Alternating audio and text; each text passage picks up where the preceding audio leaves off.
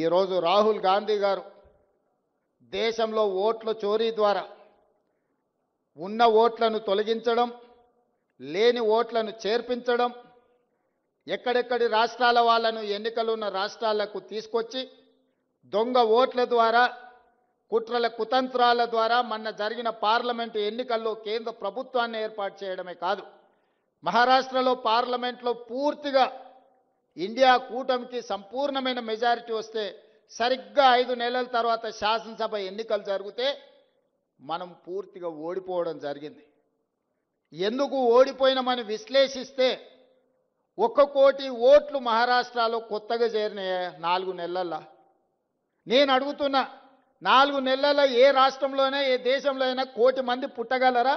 ఒకవేళ పుట్టిన వాళ్ళకు ఓటు హక్కు వస్తుందా?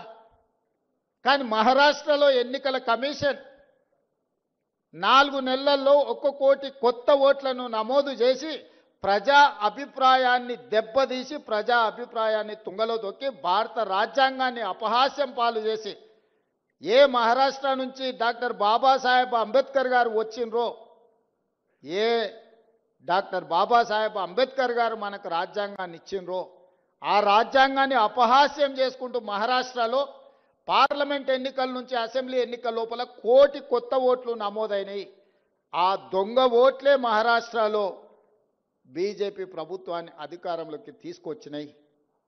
మొన్న కర్ణాటకలో చూస్తే ఒక పార్లమెంట్లో ఒకే ఒక్క మహదేవ్పుర అనే అసెంబ్లీలో 1,14,000 ఓట్లు 6 నెలల్లో నమోదు చేయించారు కొత్తవి. ఆ 1,14,000లలో 1,00,000 ఓట్ల పైన మెజారిటీ, 6 అసెంబ్లీలలో కాంగ్రెస్కు మెజారిటీ వస్తే, ఒక్క దాంట్లో 1,00,000 ఓట్ల పైన బీజేపీకి మెజారిటీ వచ్చి ఆ సీటు బీజేపీ గెలిచింది. ఇట్లా దేశం నలుమూలల ఓట్ల చోరీ జరుగుతుంది. బతుకున్నోళ్లను లక్షలాది మందిని బీహార్లో చచ్చిపోయినట్టు రాసిరు, లేనోళ్లను ఉన్నట్టు రాసిరు. బీహార్లో 65 లక్షల ఓట్లు ఉన్న పలంగా తొలగించారు. ఇప్పుడు ఎన్నికలు వస్తున్నాయి బీహార్లో, 65 లక్షల మంది బతుకున్న ప్రజల్ని, ఆ రాష్ట్ర ప్రజల్ని 65 లక్షల ఓట్లు తొలగించారు. రాహుల్ గాంధీ గారు లెక్క తీసిండు. ఈ 65 లక్షల మంది ఎక్కడికి పోయినరు? దేశంలో లేరా? దేశం విడిచిపోయినరా? దేశంలో చచ్చిపోయినరా? చాలామంది చచ్చిపోయినరా అంటే సుప్రీంకోర్టుకు, ఎన్నికల కమిషన్ దగ్గరికి వీళ్ళు బతుకున్నారా, చచ్చిపోలే అని మనుషులను తీసుకొచ్చి, వీళ్ళు దయ్యాలు కాదా, మనుషులే, మీరు దయ్యాలుగా అనుకుంటారేమో అని మనుషులను తీసుకొచ్చి ఎన్నికల కమిషన్ ముందర పెడితే, ఈరోజు ఎన్నికల కమిషన్ దానికి సమాధానం చెప్పకుండా రాహుల్ గాంధీ గారు నువ్వు అఫిడవిట్ ఇయ్యని అంటారు. తప్పు చేసింది నువ్వైతే తప్పును ప్రశ్నించిన రాహుల్ గాంధీని అఫిడవిట్ అడుగుతున్నారంటే ఎన్నికల కమిషన్ నిన్న మాట్లాడింది చూసిండ్రు. అందుకే ఈరోజు నిన్నటి నుంచి సెప్టెంబర్ 3 తారీఖు వరకు బీహార్లో రాహుల్ గాంధీ గారు 1300 కిలోమీటర్ల పాదయాత్ర చేస్తున్నాడు. బీహార్ రాష్ట్రంలో దొంగిలించిన ఓట్లను తిరిగి ప్రజలకు ఇవ్వాలని, ప్రజల యొక్క ప్రాథమిక హక్కు ఓటు. డాక్టర్ బాబాసాహెబ్ అంబేద్కర్ పేదోడికైనా పెద్దోడికైనా రాజుకైనా పేదకైనా ఒకే విలువైన ఓటు హక్కు ఇచ్చిండు. ఆ ఓటు హక్కును దొంగిలించే అధికారం ఎవ్వరికి ఇవ్వలేదు.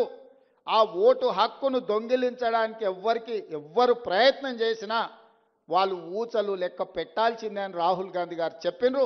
రాహుల్ గాంధీ గారు బీహార్లో ఈరోజు 65 లక్షల ఓట్లు తొలగించడం ద్వారా పేదల యొక్క ఓటు హక్కును దొంగిలించిన వాళ్ళని శిక్షించడానికి పాదయాత్ర చేస్తుండు.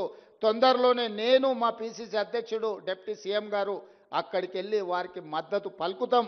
మీరందరూ కూడా వారిని ఆశీర్వదించాలి. దేశంలో పేదోడి ఓటు హక్కును దొంగిలించే అధికారం ఎవరికీ లేదు. అలాంటి దొంగల భరతం పట్టాలి, దానికి మీరు అండగా నిలబడాలి. ఈరోజు అక్కడనే కాదు, రేపు ఇక్కడ కూడా ఇట్లాంటి దొంగ పనులు చెయ్యడానికి అన్ని పన్నాగాలు జరుగుతున్నాయి. మీరందరూ అప్రమత్తంగా ఉండాలి.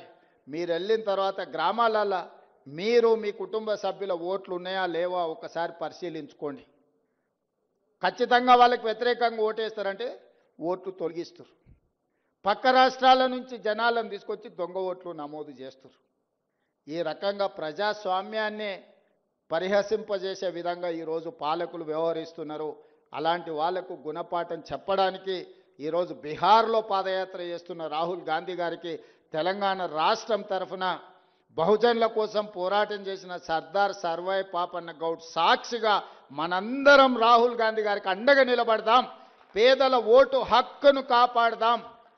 పేదలు తీర్పియని వాళ్ళకి ఏ ప్రభుత్వం కావాలనో ఎవరిని ఎన్నుకున్నా పర్వాలేదు, కానీ కొద్దిమంది కుట్రలతో ప్రజా తీర్పునే వక్రీకరించే విధంగా ఏదైతే ప్రయత్నం చేస్తుందో దాన్ని తిప్పి కొట్టాలి.